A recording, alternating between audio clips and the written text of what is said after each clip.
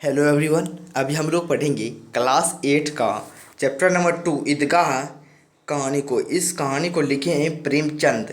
प्रेमचंद ने इस कहानी को लिखे हैं। तो चलिए हम लोग पढ़ते हैं, साथ में अर्थ समझते हैं। उससे पहले आप लोग चैनल पे नए हो तो चैनल को सब्सक्राइब कर लेना और इस वीडियो को लाइक कर देना।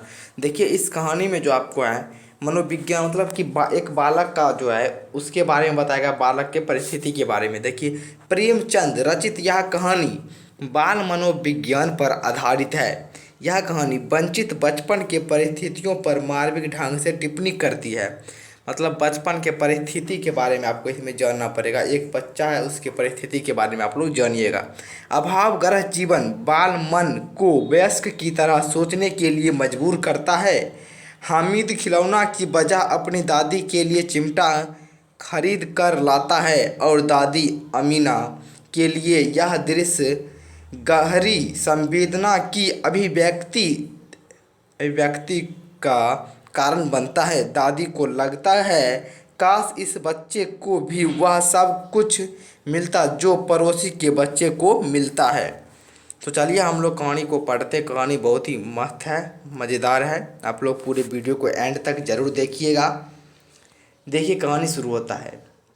रमज़ान के पूरे 30 रोज़ों के बाद आज ईद आया है। देखिए रमज़ान जो होता है उसके 30 दिन के बाद ईद आता है। ईद एक मुसलमान का जो पर्व है। ईद आई है। गांव में कितनी हलचल है। गांव में कितनी हलचल है। ईदगाह जाने की तैयारियां हो रही है।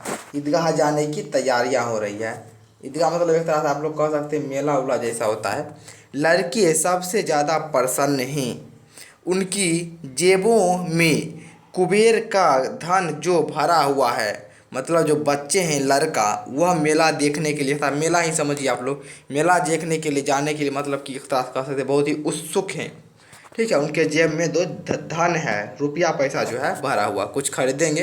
बार बार जेब से अपना खजाना निकाल कर गिनते हैं और खुश होकर फिर रख लेते हैं। महमूद के पास 12 पैसे हैं, पैसा है, ठीक है, 12 पैसे। मोहसिन के पास 15 पैसे हैं। इनसे तो अनगिनत चीज़ें खरीद सकते हैं। खिलौने, मिठाइयाँ, बिगुल, गेंद और ना जाने क्या क्या। और सबसे ज़्यादा प्रसन्न हैं हामिद। वह 4-5 साल का गरीब सूरत दुबला पतला लड़का जिसका बाप गत वर्ष हैजे की भेंट चढ़ गया और माँ ना जाने क्यों पीली होती होती एक दिन मर गई। अब हामिद अपनी बूढ़ी दादी अमीना की गोद में सोता है। इस कहानी में हम लोग हामिद के बारे में ही ज़्यादातर पढ़ेंगे। तो चलिए स्टार्ट करते हैं। यहाँ पर हामिद है, आपको याद रखना है एक नाम हामिद और उसकी दादी अमीना, ठीक है। आगे देखते हैं हम लोग क्या कह रहा है। अभागिन अमीना अपनी कोठरी में बैठी रो रही है। आज ईद का दिन और उसके घर में दाना नहीं। इस अंधकार और निराशा में वह डूब जा रही है। अमीना के घर में कुछ भी नहीं था, वो भी ईद के दिन में, ठीक है, एक भी दाना नहीं था। तो वह अंधकार और निराशा में डूब गई। उससे मतलब कि निराश होने लगी, सोचने लगी कि कैसे होगा, ईद का दिन है। चलिए आगे देखते हैं। हामिद भीतर जाकर दादी से कहता है, तुम डरना नहीं अम्मा, मैं सबसे पहले आऊँगा, बिल्कुल ना डरना। उसके आगे देखिए आप लोग। अमीना का दिल कचोट रहा है। गांव के बच्चे अपने अपने बाप के साथ जा रहे हैं। हामिद को कैसे अकेले मेले में जाने दें। मैं आगे ही बताया था आपको, ईदगाह एक मेला समझ लीजिए आप लोग। यहाँ पर है हामिद को कैसे अकेले मेले में जाने दे, ठीक है। उसकी जो दादी है हामिद की अमीना, ठीक है, अमीना जो उसकी दादी है वह उसे मेले में अकेला जाना देने के लिए नहीं चाहती है, ठीक है। कहीं खो जाए तो क्या होगा। नहीं, नन्ही सी जान है, 3 कोस चलेगा कैसे। देखिए इसके घर से जो है ना ईदगाह, हामिद के घर से ईदगाह उसका जो मेला है वह 3 कोस जो दूर है, ठीक है। 3 कोस कैसे चलेगा, पैर में छाल पड़ जाएंगे, जूते भी तो नहीं हैं। हामिद के पास जूता भी नहीं है। वह थोड़ी थोड़ी दूर पर उसे गोद ले लेगी, लेकिन यहाँ सिवाइयाँ कौन पकाएगा। हामिद की दादी जो है वह सोच रही है अगर वह साथ में चलती तो थोड़ी थोड़ी दूर पर उसे गोद ले लेती, लेकिन यहाँ सिवाइयाँ कौन पकाएगा। धोबी, नाइन, मेहतारनी और चुड़ियाहारिन सभी तो आएंगी, सभी को सिवाइयाँ चाहिए। साल भर का त्योहार है। गांव से मेला चला और बच्चों के साथ हामिद भी जा रहा था। उसके पैर को तो जैसे पर लग गए हैं। कभी कभी कोई लड़का कंकरी उठाकर आम पर निशाना लगाता है। माली अंदर से गाली देता हुआ निकलता है। लड़के खूब हंस रहे हैं। ईदगाह आ गई। ऊपर इमली के घने वृक्ष की छाया, नीचे पक्का फर्श है। रोजेदारों की पंक्तियां एक के पीछे एक दूर तक चली गई हैं। यहाँ कोई धन और पद नहीं देखता। इस्लाम की निगाह में सब बराबर है। लाखों सिर एक साथ सिजदे में झुक जाते हैं, फिर सबके सब एक साथ खड़े हो जाते हैं, एक साथ घुटनों के बल बैठ जाते हैं।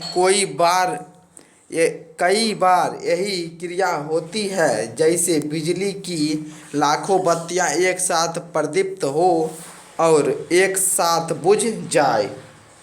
आगे देखिए, नमाज ख़त्म हुई। नमाज जो है वह अब ख़त्म हुआ।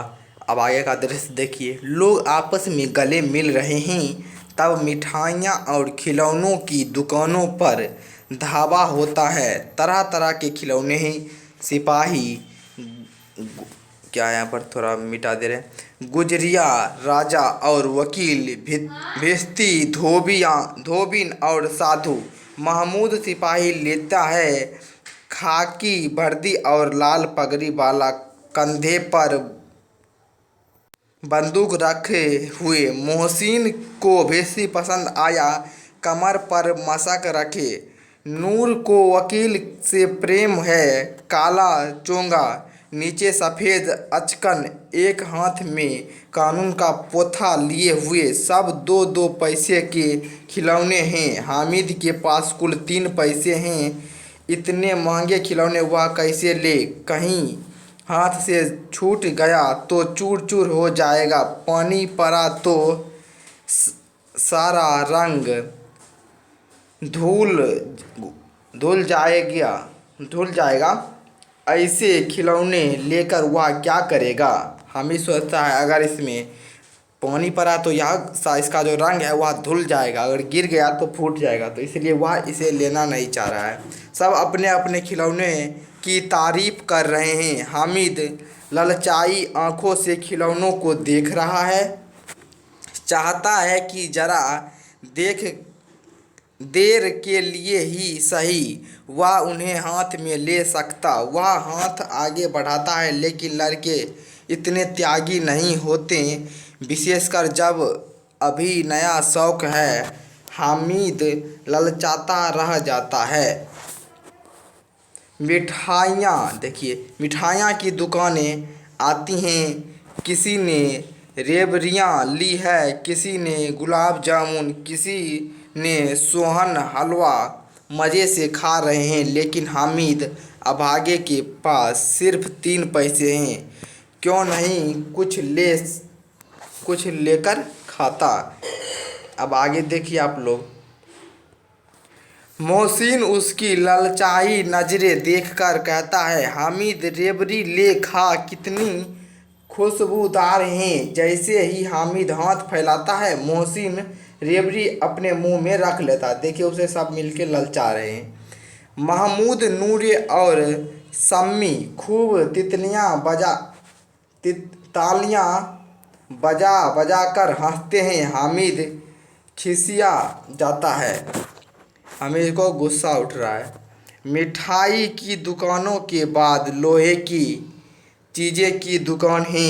लड़कों के लिए यहाँ कोई आकर्षक नहीं था। वे सब आगे बढ़ जाते हैं। हामिद लोहे की दुकान पर रुक जाता है। कई चिमटे रखे हुए थे। उसे ख्याल आया दादी के पास चिमटा नहीं है।